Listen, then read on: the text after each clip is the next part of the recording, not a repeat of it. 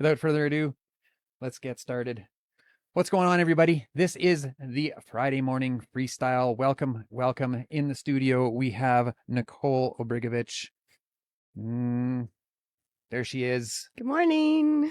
Nicole is the new executive director of the Elizabeth Fry Society here in Saskatoon.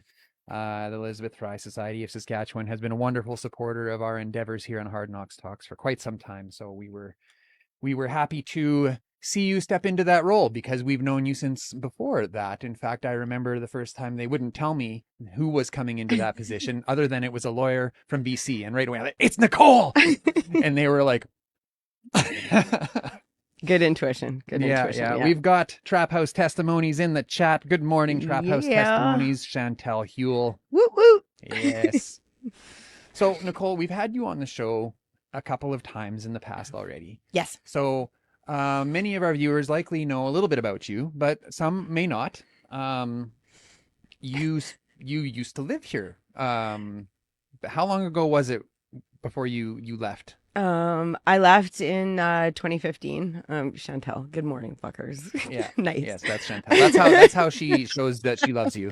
I know. Hey, bro. Yeah. I left in 2015 under very interesting circumstances. I actually left in handcuffs. Quite literally. I left town in handcuffs.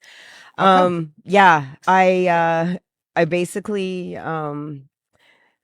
was in active addiction in Saskatoon from I think about 2010 to 2015. Running the streets, doing dirt, dealing drugs, using drugs, just basically making a mess of things. And so I was arrested finally for the final time, because I was arrested quite a few times during that time period. And something that we should add in here is that you were a lawyer. I was a lawyer. Yeah. So my story is that I grew up in Saskatchewan, and actually in a really small town, and I have 2 university degrees from U of S. One is a sociology degree and one is a law degree. I moved from Saskatchewan to British Columbia to practice law, and while I was out in BC, I had some trauma happen, and I didn't really have the skills to cope with it in an appropriate manner. So I went from my regular drinking, which is something that I grew up with anyways, to starting to use drugs. And it escalated really fast from, just partying to everyday use, and while practicing. I was just going to say that. Practicing law, everyday use. And there were periods of time where I was getting high before court, and there was periods of time where I wouldn't even show up for work at weeks at a time. And because of the stigma that is attached to drug use, and especially I think during that period of time, which was in around 2007, 2008, and being a woman in a profession that is basically, at that point anyways, was really dominated by men, I didn't feel like I had the option to reach out to anybody. Like, I couldn't tell the partners of my firm what was going on. I couldn't even tell my assistant what was going on, because I was in an abusive relationship, and it was abusive all the way around. We were abusing drugs, we were abusing each other. Just a lot of really bad things were happening for me, and I just didn't really feel like I could reach out and tell anybody. And especially when I became Crown Counsel, I was a prosecutor. Crown Counsel. I was a prosecutor for approximately 6 months, and when I got that job, I was in raging active addiction. I have no idea how I managed to make it through that interview and get that job. That is crazy. And it was like from the very beginning kind of problematic, because my dad was also in active addiction in BC, in community, and he was getting arrested on the regular, and I was getting called in my supervisor's office, and they're like, your dad just got arrested again. And so stuff like that was going on. And my partner was also dabbling in dealing drugs, because to support our habit. So eventually, everything sort of caught up with me, and I had been engaging in some double billing practices where I was taking cash, instead of, running the accounting through my trust account, which is what you need to do as a lawyer. And, when I went from my, one job to my other job, that came to light, and I got, written up, sanctioned by the Law Society. So if y'all want to hear Nicole's complete story, you can find it on our YouTube channel or here on Facebook. If you go into the live tab on our Facebook page, she tells the whole dirty story. But the last time that we spoke with you, you had just come into the role here. Yeah. Like you had just come back to town, and you just mentioned you left in handcuffs. Right. So now you're coming back. Now, you know, you obviously changed your life while you were out of town. You did your, you know, you paid your dues. Right. You entered into a community service role, and now you've gained some skills. And then you get a phone call or email or whatever one day from the Elizabeth Fry Society of Saskatchewan saying, "Hey, do you want to come steer the ship here back where you got taken away in handcuffs?" Like, tell us about what it was like when you got that phone call. Okay, first of all, I want to say that it wasn't quite like that. It was Chantel. Chantel really? Sending me the job posting. Oh, Chantel. Also, another friend of mine that works for EGADS, that I used to work for EGADS before I went to law school. She also sent me the posting. And then I bounced it off another friend of mine who works for legal aid, and she's like, "Oh, yes, you need to apply for this job." My reasoning was this. So when I finished my prison sentence, I got sentenced in 2015 to a little over 3.5 years. And I was really fortunate in that I got to serve my time at Okemo Ochi Healing Lodge in Maple Creek. So it wasn't even really like prison per se. And as soon as I got there, I looked at it as a healing journey. I'm like, this is an opportunity for me to take everything that's been going on and deal with my trauma.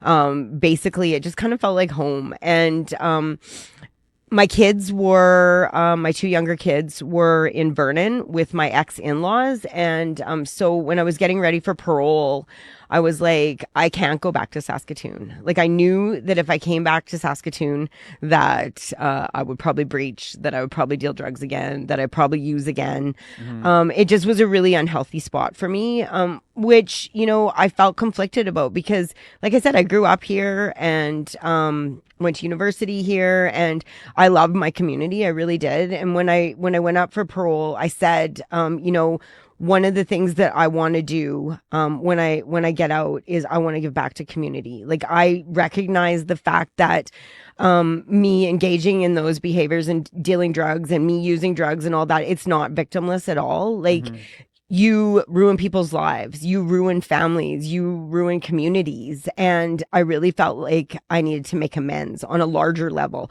not only to the people in my life, but also to community. So I got released in Kamloops, and that's not my community. I got released. I didn't even know one single person there. And, I like instantly started volunteering at Salvation Army. And then I also volunteered at Elizabeth Fry in Kamloops and became super involved in a community there. And while I was on parole, it was kind of keeping me in line. And I was going to a lot of NA meetings, that kind of thing. And then I started dropping off. I stopped going to meetings. I trauma bonded with somebody else that just got released from prison. I was slipping back into old behaviors. And you know, now that I'm on the other side of it, I could recognize this, but at the time I didn't. And I think that was absolutely 100% related to the fact that I didn't feel like I could be transparent about the fact that I was in recovery. And I didn't feel like I could be... Even with your community work? Yeah, even with my community work. So were you working with people who were struggling with substances in that role? No. I was working in the Salvation Army clothing store, like the thrift store.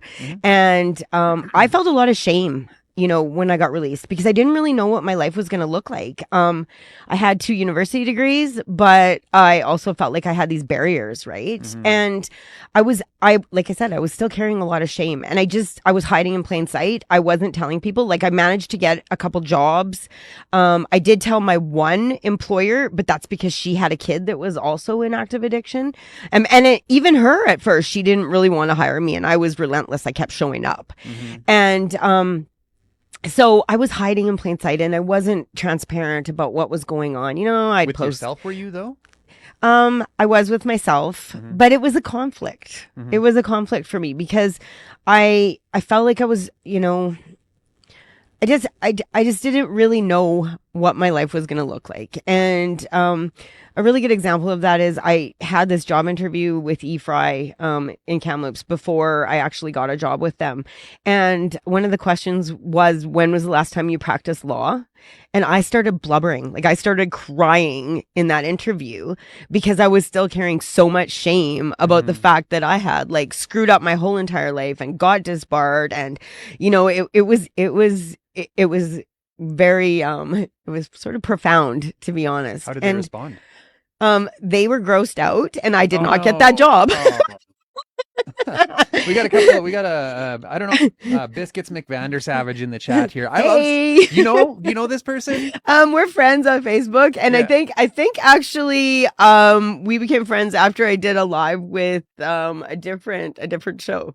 I think that's where you that did happened. Lives with different shows. I'm sorry. Yes, never give up. Yeah. So, anyways, I'm cheating on you sometimes. Yeah, it's okay. We have an open relationship. That's perfect.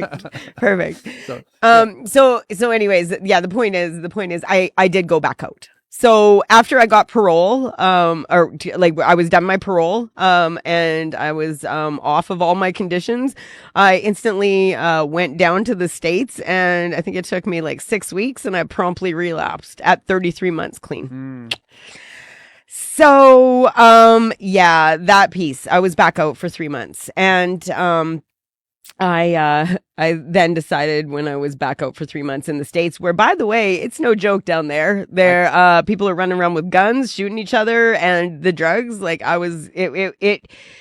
because it's a progressive illness. I think it was literally a week. I had lost 25 pounds. Whoa. I was in psychosis. Like, I was seeing shit. You went all the way. I went all the way back in, yeah. And my guy down there that I had trauma bonded with. Yeah, it was bad. He was a drug dealer, but as far as I was concerned, not a very good one. And so I did what I do well. I amped shit up. Here, and yeah. And now I was like, what? You don't even know what you're doing. Let me fix that for you. But yeah, so I was back out for like 3 months, and then came back to Canada, and I went back to Kamloops because that's where my recovery community was. I had nowhere to live. I had no job. I had nothing. Like, I had no money. I had nothing. Again. That's just how fast that happened. And I went back to Kamloops. I spoke to somebody that I knew from the rooms there, and I'm like, can you please freaking sponsor me? You've got something that I want. I think at that point she was 10 years, and I'm like, you are a perfect fit for me. I'll come back there. I don't care. I'll get on welfare. I don't care what I need to do, but I'm coming back. And this time I'm in like 100. I'm drinking the Kool-Aid. And, but yeah, like, for sure. Not like we want to make it look like more of a cult, but I did drink the Kool-Aid. I drank the Kool-Aid. So I went back to Kamloops, and that friend that hired me at her store that I had to bug with the daughter that was in active addiction, she let me live in her basement. And I really appreciated the fact that she trusted me in her home with her children when I had just shown that I was a complete epic failure. And ended up nannying for her. And I was like, you know what? This is it. I'm done. I'm telling everybody what I got going on. And I have 2 university degrees. I also have lived experience in respect to addictions and incarceration. And I'm really passionate about inclusion and equity and decolonization and all of these really great things, that I'm going to make this work. I am going to take what I've learned and I am going balls out, and I'm going to do something with this. So, Basically, I got a job with a organization that does streets to home harm reduction sort of things as a tenant support worker. And I was working with people that were in active addiction every day and carrying that message, How was it? Yeah. You know what? It was good. Was and it? Or there was never any like, maybe I could just go, I like this person, maybe I could just No. My sponsor at first, when I first took that job, she was a little concerned because she had other sponsees that were in similar situations and were triggered and did end up going back out. But for me, it was sort of like this good reminder. It was like full circle, sort of. I was like, now that I'm on the other side of this, and that relapse, like that was no joke. Like I knew that I was going to die. That time I knew that if I went back out again, that I would die. And I finally made that decision because in recovery, there's something called reservations, right? And I think that a lot of people in recovery, they have those reservations in the back of their mind where they're thinking. Let's unpack that just for a sec. So a reservation is basically like, if this happens, I'll go back out. Right. Right. Okay. So like, so if somebody in my family dies, I'll go back out, or, if my heart gets broken, I'll go back out, or, if something's just too hard, or, oh, you think you're solid enough that you can go have one drink. Those sorts of situations, you've got this idea in your head that, maybe you could just use one more time, which is just such a terrible, terrible, terrible idea. And, cause that's how that started down in the States for me. I'm like, oh, I'm just going to get high tonight because I'm mad. So it's okay. So yeah, 3 months later, it was not okay. But this time I was like, there is absolutely nothing. And I say this to myself on the daily. And even when I'm triggered, and now not so much triggered to use, but triggered emotionally, I remind myself there is not one thing on this planet that will be made better by me getting high today, or by me having a drink today, or by me using today. Yeah. Because this is the thing. All of a sudden, it's 3 months later, or 1 week later, even 2 days later. Yeah. And things slip real fast, and you start digging that hole that you dug yourself out of, which, by the way, anybody that's in recovery for any significant amount of time, or even a short period of time, what you're coming back from. You've got shitty credit, you got nowhere to live, no card, you're nothing. You're screwed. Yeah. Like, you can't do this one more time. No. And so I'm finally at that point where I know that there is nothing on this planet.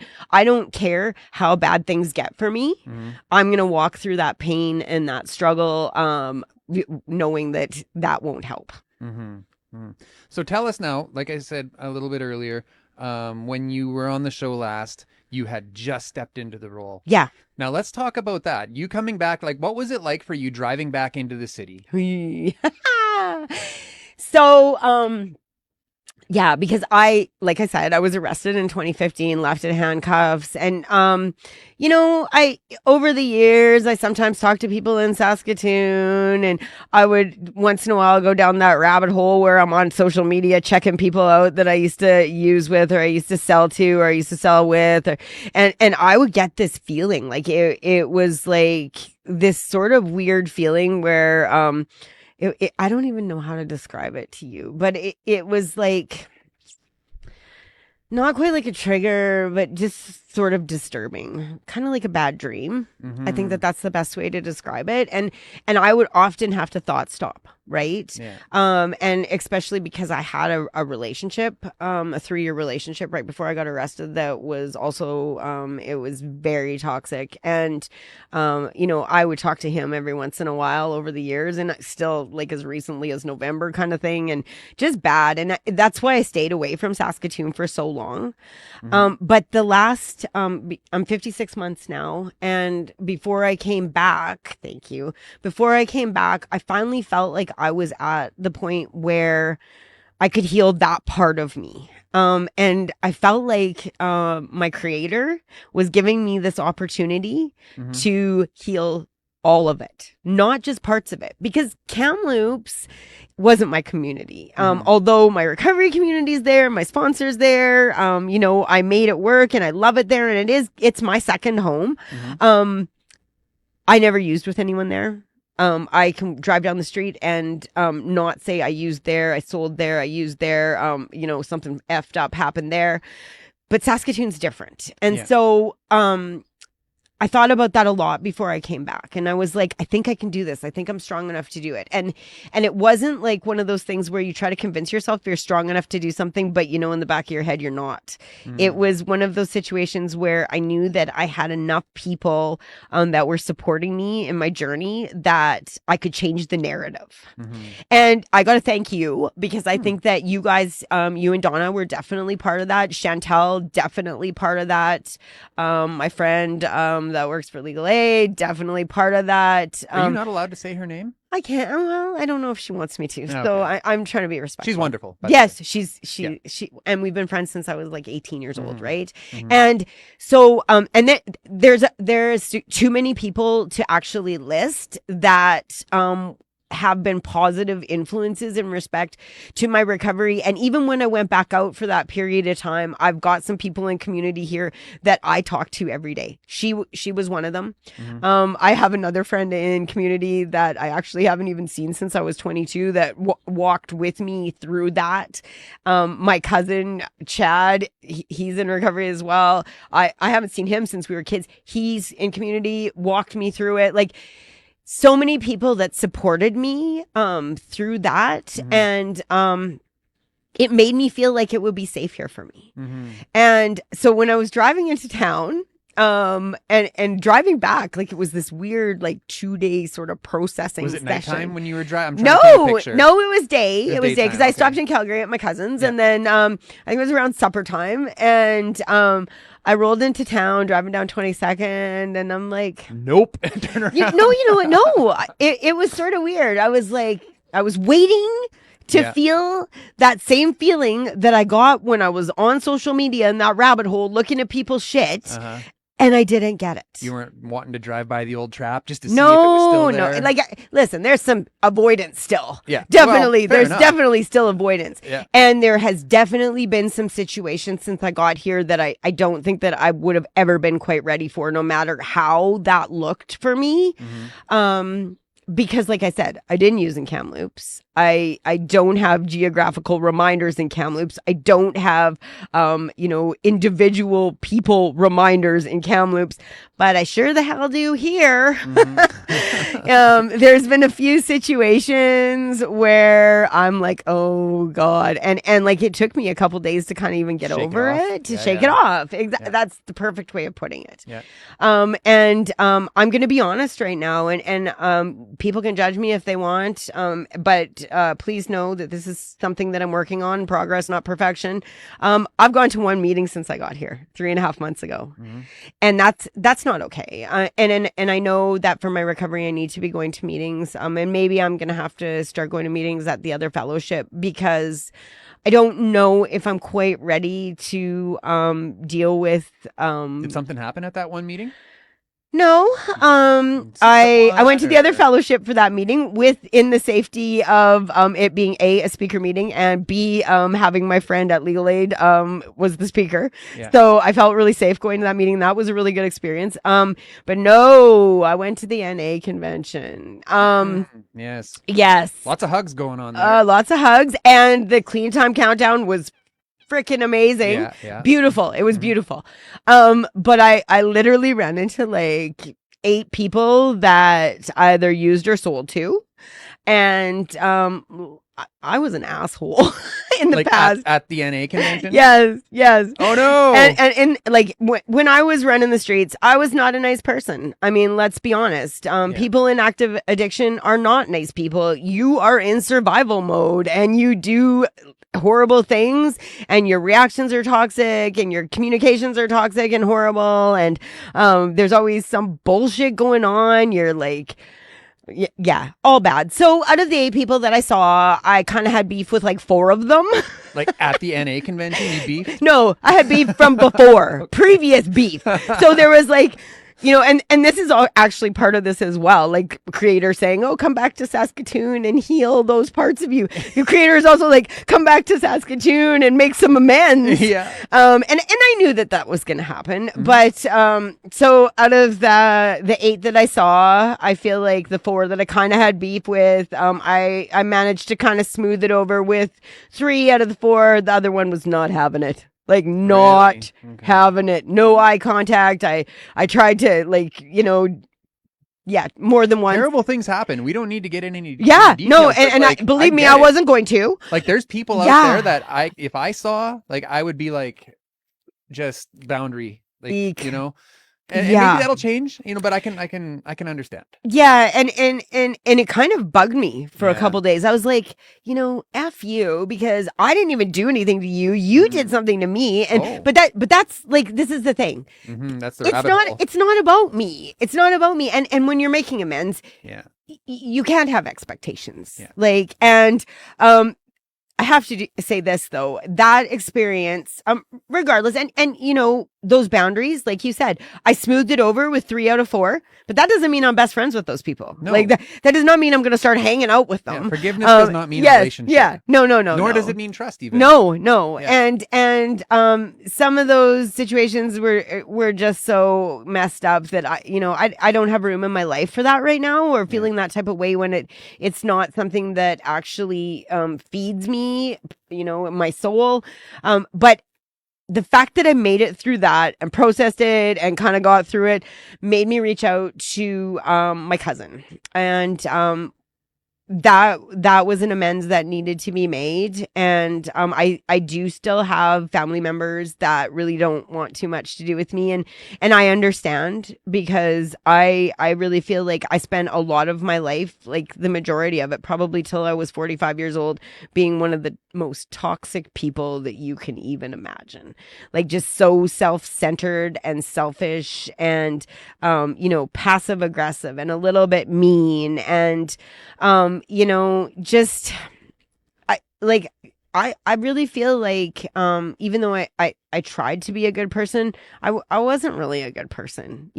Everything had some sort of ulterior motive attached to it, and I couldn't get out of my own way to see that the way that I was living was hurting other people. And it was just because I lived in active addiction basically since I was 12 years old. Yeah. Do you ever get, now that you've stepped into this role, and this question just popped in my head, do you ever get like imposter syndrome? Oh, oh God, yeah. So before I came back to Saskatoon to step into the ED role, I actually did end up working for Kamloops and District Elizabeth Fry Society. And they poached me from that other harm reduction organization that I was talking about to come and do some grant writing for them.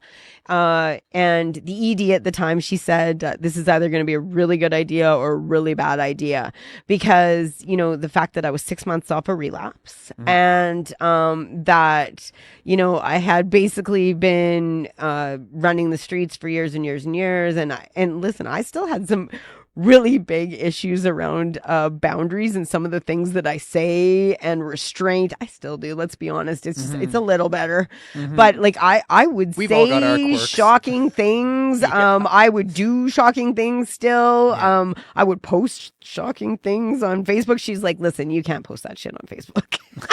I mean, like, why not? Yeah. So then I opened Instagram. I'll post whatever the hell I want on there, and I still do. You said Facebook.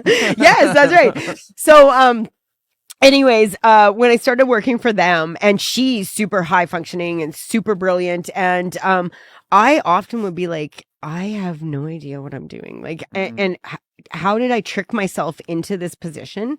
And I did grant writing for a year, and then I started bringing real money in. Like, I started bringing, like, I think it was $200,000, and it was just like at the beginning of COVID. And so hang on now, you're talking about money into the organization. Yeah, into through the grant organization. funding. Yeah, for grant funding. Okay. And So not into your bank account. no Okay. more of that. No Yeah. more appropriating funds.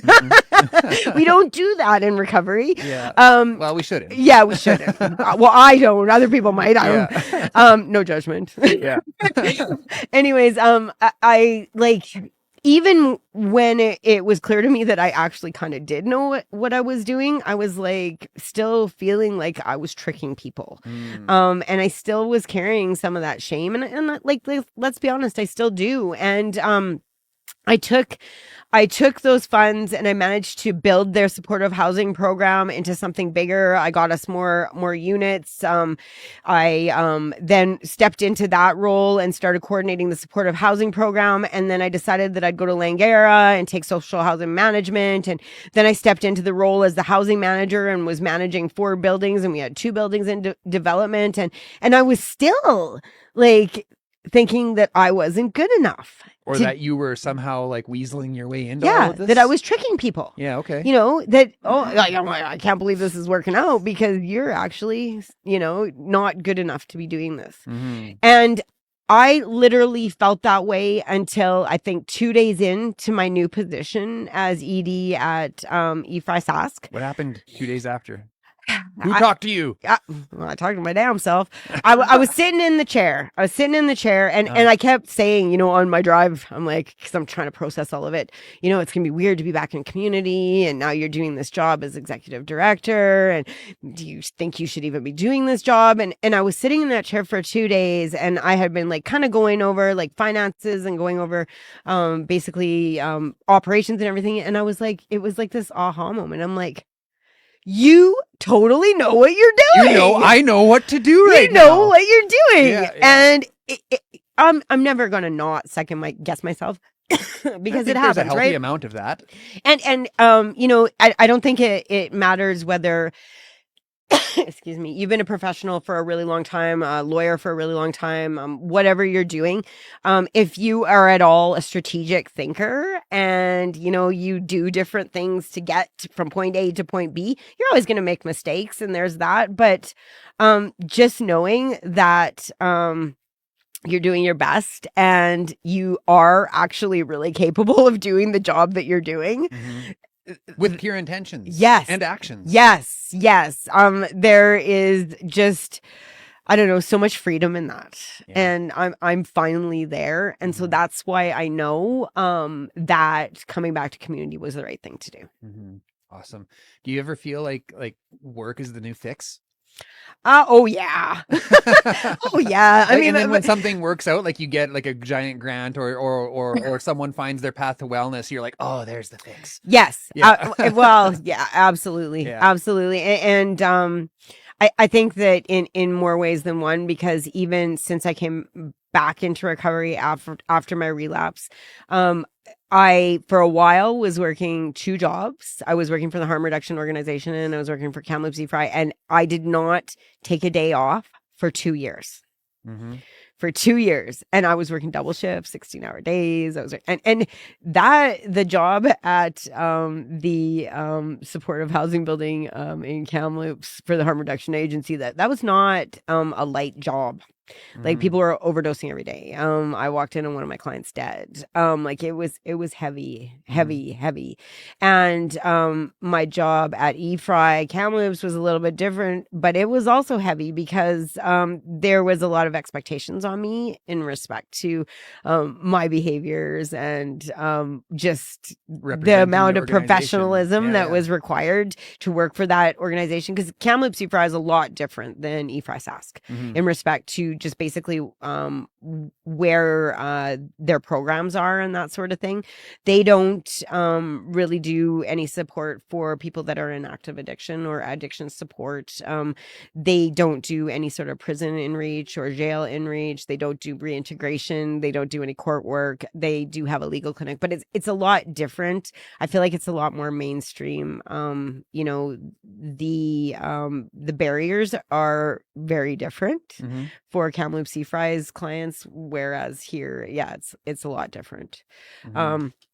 So are you hoping to, and maybe you can or maybe you can't answer this, feel free to be like, I can't talk about that. But like, are you hoping to like align what Saskatchewan is doing with what BC is doing, or are you trying to like develop your own vision as to what it should be? Yeah. So, in my opinion, I'm not criticizing Kamloops Fry, because I learned so much from them and the ED that was in place at the time, like so structured, and because they're accredited, they're union, they have a lot of really great programs. They've got a legal clinic, they have supportive housing for moms and kids, they have affordable housing, they've got like things, rent bank, lots of really great things. Of course. What I'd like to do is did you say Red Bank? Rent bank. Rent bank. Okay. They do low interest or no interest loans for people for rent and for utilities. What I'd like to do is I would like to take all the best things that I learned from Kamloops Fry and bring them to community here. What you consider the best things? Yes, I consider to be the best things. And basically what I saw as working and what would work for community here, and bring some of those ideas to Fry Sask, and especially in relation to housing. And housing has been my thing for like 2.5 years, almost 3 years, previous to me coming to Saskatchewan. And things are a lot different here in respect to what resources are available in community and through the government and that sort of thing. And so I'm still learning what I'm actually able to do and what I'm not able to do, but I'm looking to do partnerships, right? I think that as community organizations with short resources, that we need to collaborate together to make sure that people aren't falling through the cracks. We need to make sure that we aren't duplicating services, that we are basically working together to make sure that those gaps are filled. Well, and the thing that I'm noticing is, and this is from an outside perspective, I don't know the inner workings of many of the organizations here, but like some people will fit better with the services. Like say everybody has housing, everybody has a housing program. Not everybody, but you know what I mean. We don't. Right? Well, fair enough. But for the purpose of this conversation, some people will align better with this organization's housing program, and other people will align better with this organization's housing program. Right. So it would be really great if we could just, refer to each other. Absolutely. And I think that's really important as well. Even with my staff, we have clients that will work better with some staff than others. And it's just like organizations. Exactly. Relationships. Exactly. And I find that unfortunately, because the really scarce resources that are in community and in the province, that there's a lot of infighting sort of, or to be organizations being territorial. And then we all work in silos. Yeah. And who's suffering? Not, the people that are intended to serve. That's right. That's right. Served. And this is the thing for me anyways, it's not about Fry, and it's not about our status in community, and it's about the people that we are serving. And how can we best do that? How can we best do that? I've been reaching out to all sorts of people since I got here, and it's sort of like I said to you earlier, it's sort of weird for me because I'm coming from Kamloops, where I had a bunch of housing and people would be coming to me, and I would be placing people, and I had ladies living in their cars that I was able to get into housing, and here now I'm hat in hand, and I'm going to different organizations, and I'm trying to find people that will work with us to support our ladies and our gender diverse folk that come to us, and it's really freaking difficult. Like we can't get people out on bail if they don't have housing. That's a constitutional right that you are able to stay out of prison or jail until you are found guilty. Well, guess what? People aren't being released because I don't have housing for them. We can't find housing for them. A lot of people don't want to work with clients that have violent charges. They don't want to work with women that are gang affiliated or that have weapons charges. And that's a lot of those people, because this is the problem. They're just trying to survive. They're doing their best to survive. And unfortunately, that's part of it. I've got weapons charges or convictions. I've got weapons convictions. I've got weapons convictions. I've got, and I was carrying weapons because in 2012, someone kicked in my hotel room door and beat me over the head with a golf club. and I wasn't going to the cops about that. Mhm. I was scared. And so I'm carrying weapons. And it's the same thing for a lot of our ladies and gender diverse folk that get those sorts of charges. They're just trying to survive, and they're doing the best with the options that they have available to them. Mhm. And often that's not police protection. And I'm not trying to criticize Saskatoon City Police. That's not what I'm saying at all. I'm just saying that, trauma in people's pasts and their own problems with law enforcement, it doesn't lend to a lot of confidence in respect to reaching out for protection. Got a comment from Angela Starr Aspinall. Yes. Did I pronounce that right? I feel like you might know her. Yes, I do. I Yes. do. And Angela says you are missed in Kamloops. yeah, Angela is an amazing advocate for people in recovery. She's in recovery herself. And she worked for one of the organizations that we provided housing for. It's so weird because that organization, I'm kind of in the same spot as they were in Kamloops, right? And just scratching for those resources. They were very lucky to have Anne. She's moved on since then. I'm not going to say where to or whatever, but that lived experience it's so crucial. Well, and that's sort of where I was going to go next. I got a couple of questions. First of all, like when you and be honest and candid with me. Of course. That's what I do. Yeah. So like when you came and then you realized how, for lack of a better word, how the power that you had changed, even though you were moving into a higher profile position, I suppose you could say, you seem to have less power. Yeah. How did that feel? Like, were you like, don't you know who I am? No, not even for like 5 minutes at the beginning? No, because again, it's not about me. Yeah. Right.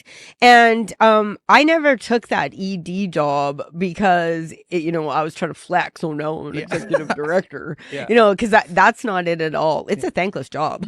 Yeah. And I know this from the ED in Kamloops that resigned right around the time that I came to Saskatoon. Like it's a thankless job. I knew what I was facing. When I came, I knew that there had been a lot of change for eFry Sask since their long-term ED left in 2019. I knew that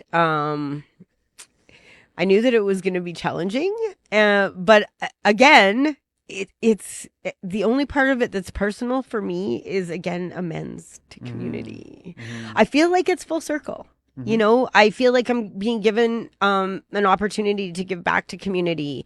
That's important to me. Can you move over? Oh, sorry. You're slowly like going. I'm slowly going away. Okay. Screen. Yeah. No, this way. This way? Yeah. This way. Okay. So I feel like I've been You're given. still over there.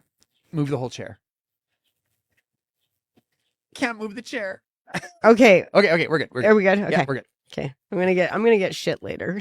I feel like I have an opportunity to give back to community. And I'm doing my best to do that. I don't think that, I'm the end all be all and that I'm going to do all these great things, but I sure as hell am trying to. And, I want to set eFry Sask up in a way where they have the capacity to help more people. And that's where I'm going with that. There's a question here from Biscuits. He's what services exactly are you wanting to expand on and how far? Well, I mean, we really need to focus on community here right now. eFry is interesting because it's a federal organization, but Canadian Association of Elizabeth Fry Society, they're an abolitionist organization. So what's abolitionist? Abolitionist means they believe that there shouldn't be prisons, and that money should flow into communities. Communities, not prisons, and in the meantime, until that vision becomes something that actually occurs, which that's really difficult because we're talking about breaking down colonial systems. Basically, what they do is they do systems change advocacy, which monitors conditions of confinement. Local eFries, we focus on the community, the local community, and what services need to be provided in that community. So, for Saskatoon, and we were kind of touching on this, housing Yeah. for my people that I'm serving, that is something that I'm absolutely focusing on right And that's now. what you've been saying to me, like since 5 minutes after you Yeah. walked into town, was just like housing. Housing. You And mentioned it even across this conversation we're yeah, having today. and despite the fact that there are lots of really great organizations in town that are providing housing, we can all agree on the fact that there isn't enough. Mhm. There's not enough housing. It was appalling to me.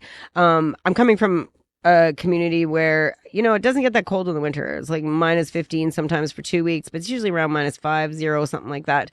I get into town and it's like minus 28. And there is people living on the street Mhm. minus 28. How is that even acceptable? Mhm. Frozen fingers and toes. Mhm. How is that acceptable? Mhm. Never mind what I just said about people not being able to operate their constitutional rights to be released on bail while they're waiting. Yeah.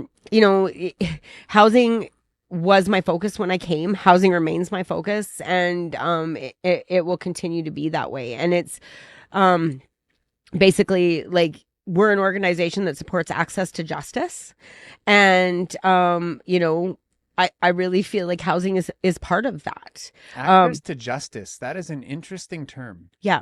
Yeah. Yeah. I'm working on some other projects too. Of course. Yeah. Because my brain never stops. It's like a freaking hamster wheel. I have a lot of really great ideas that I'm going to try to bring to community, and we'll see what happens. I might get slapped down, and I know that, that I'm going to have to work really hard to get where I want to be, to be able to provide those services. But yeah, like I said, it's mostly just housing right now and community. If I could get 5 beds in a freaking house, Yeah. that's a start. If I can get one apartment Yeah. to provide respite, that's a start. Yeah. Because we are partnered with, we have this program called the Women's Intensive Outpatient Program with Possibilities. And the program is specifically for women, Indigenous women that are in conflict with the justice system. There's no other program that is specifically for women in conflict with the justice system anywhere in Saskatchewan, except for this one. And we are seeing this issue. We have women that maybe are at the Women's Reintegration Unit, or we maybe have women that are about to be released from Pine Grove, or we have women that might have housing, but it's not stable, it's not appropriate. And they're in that program doing their very best. And that housing instability can make or break what you have going on for your recovery. So tell me, with your own lived experience then, when you were in it, would stable housing have affected the outcome of you leaving town in handcuffs? Well, stable,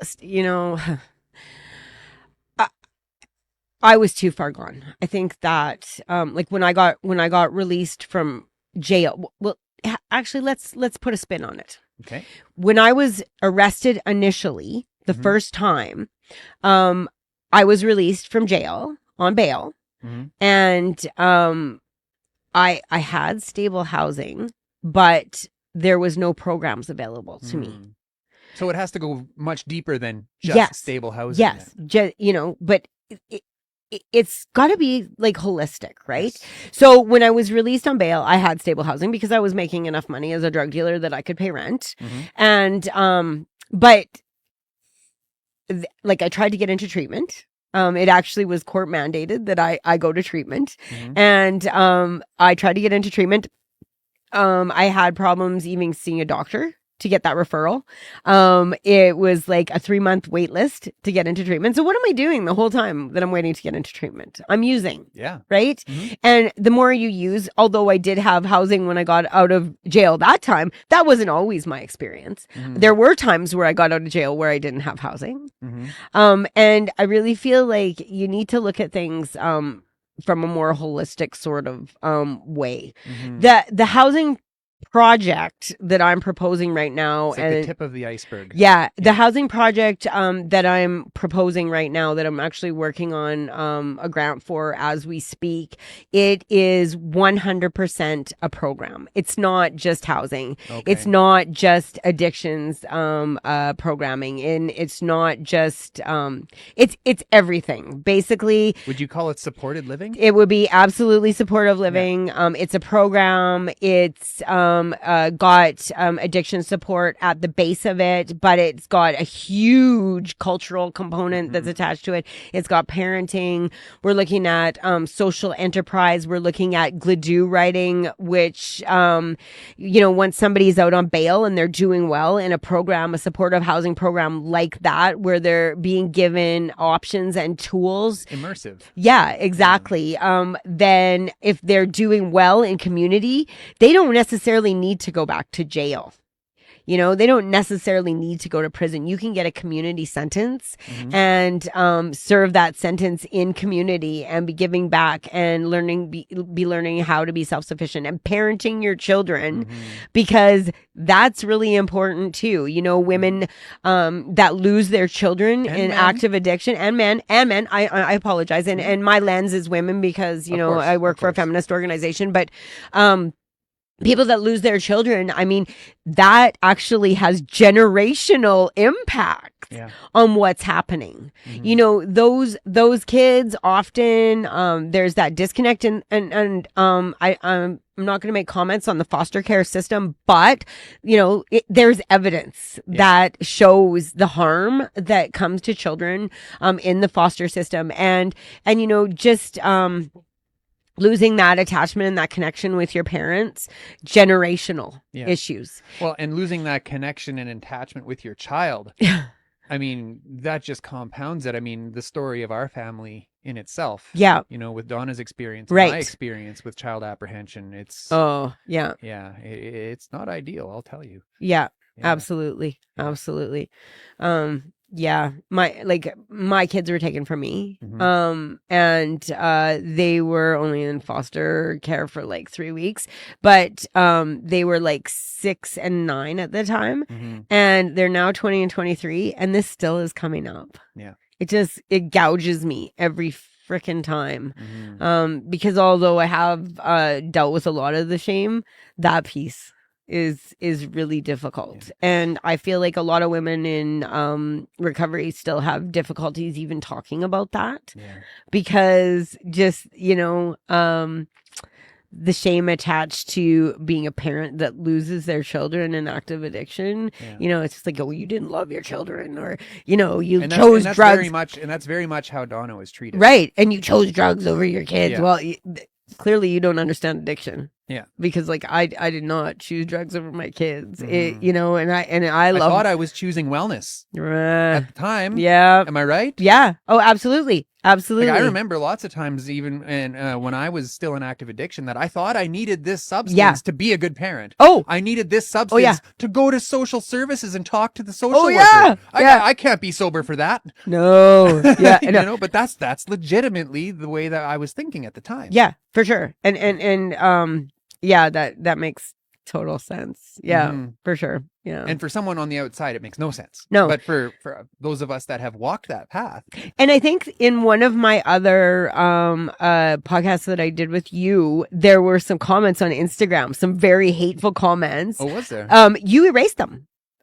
Did I? Yes, because someone I was talking about losing my kids, and I was talking about what that looked like, and I remember that. Do you remember that now? Now I remember. And someone I didn't get to see them. Thank God, because that thing, like I said, it still gouges me. I still carry some shame around that. But I'm glad I didn't see them. But people judge heavily on that shit, right? But you know what? This is the thing. You don't understand what somebody's going through. You don't understand what trauma that person is carrying. You don't understand what kind of parenting they had. You don't understand any of that. And so don't sit there, because you don't know until you're in that situation yourself. Because my mom, I grew up with my grandparents, right? And thank God, love my grandparents, every opportunity ever, which was great. But I judged my mom when because I was carrying some hate around that. And I was like, I would never do that to my kids. I would never leave my kids. I did that to my kids, and I did worse to my kids. Yeah. And, people judge, right? And in the end, I was just doing my best, just because I had so much trauma. I did not know how to deal with it at all. And one time I was taking mental health first aid, and I actually told my staff this the other day. One of the things I took away that was really important to me was they told us that your brain cannot differentiate from emotional pain and physical pain. And at the time when I was in my absolute worst in active addiction, before I lost it all, it was because I was coping with emotional pain. I was using because I was trying to avoid emotional pain. And as a parent, that continued on, and I was just trying to do my best to, cope with what was going on. And unfortunately, it took me away from my kids. And that, it is what it is. And I've managed to rebuild those relationships. My oldest daughter lives in Saskatoon. And she was with me through all of it. Yeah. She didn't get taken away because she was 15 years old. And she moved from BC back to Saskatoon with me and was living with me while all this was going on. She saw some really horrible, terrible things. And it took a while for her to want to talk to me again, right? And when I was in prison, I wrote a lot of amends letters to a lot of different people, probably not even enough. But my kids, like my oldest, she wouldn't speak to me until I had been actually out of prison for, I think it was almost like a year. My younger children, my son came back to me rather quickly. I wrote those letters, started talking to my in-laws, and started making calls every Sunday. My son wouldn't talk to me, I think, for about a month, and then I would just call every Sunday. Took my daughter, my middle daughter, almost, I think, 4 or 5 months. Every Sunday I will call, and I'd be like, is she ready to talk to me? Is she ready to talk to me? And then eventually she was ready to talk to me, and she ended up coming to live with me when she was 18. And before I left Kamloops, I had purchased a house with my mom, and my kids, both of my 20 and 23-year-old, came to live with me. And so it's kind of weird because, I got a kick at the can with them with a different type of relationship. And now I have like really great relationships with all of my kids. My mom and I, still a work in progress.